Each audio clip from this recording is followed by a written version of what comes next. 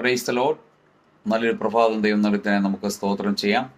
ഈ രാവിലെ സമയത്ത് ദൈവത്തിൻ്റെ പരിശുദ്ധാത്മാവ് നമുക്ക് നൽകുന്ന ആലോചന 51 സങ്കീർത്തനം 11 വാക്യം. സാംസ് 51 വേർഡ്സ് 11. നിന്റെ സനിൽ നിന്ന് എന്നെ തള്ളിക്കളയരുത്, നിന്റെ പരിശുദ്ധാത്മാവിനെ എന്നിൽ നിന്ന് എടുത്തു കളയുമേ അരുത്.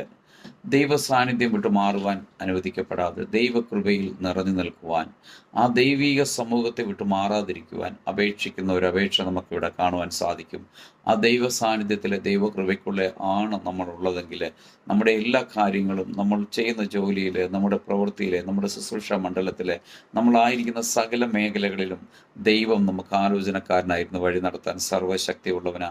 അവിടെയെല്ലാം നമുക്ക് ജയമുണ്ടാകും. നമ്മൾ വായിക്കുന്നത് ഇങ്ങനെയാണ്: നിന്റെ സന്നിധിയിൽ നിന്ന് എന്നെ തള്ളിക്കളയരുത്, നിന്റെ പരിശുദ്ധാത്മാവിനെ എന്നിൽ നിന്ന് എടുക്കുകയും അരുത്.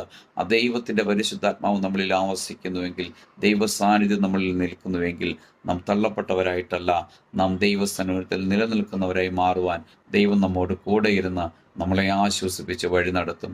നമുക്ക് പ്രാർത്ഥിക്കാം. നല്ല കർത്താവേ, നന്ദിയോടെ സ്തുതിക്കുന്നു, സ്തോത്രം ചെയ്യുന്നു. ഈ രാവിലെ സമയത്തിനെ കേൾക്കുന്ന എല്ലാ പ്രിയപ്പെട്ടവരെയും ഈ തിരുവെഴുത്ത് പ്രകാരം പിതാവിൻ്റെയും പുത്രൻ്റെയും പരിശുദ്ധാത്മാവിൻ്റെയും നാമത്തിൽ അനുഗ്രഹിച്ച് പ്രാർത്ഥിക്കുന്നു. പ്രാർത്ഥന ഘടകത്തിനായി സ്തോത്രം, യേശുവിൻ്റെ നാമത്തിൽ പിതാവേ,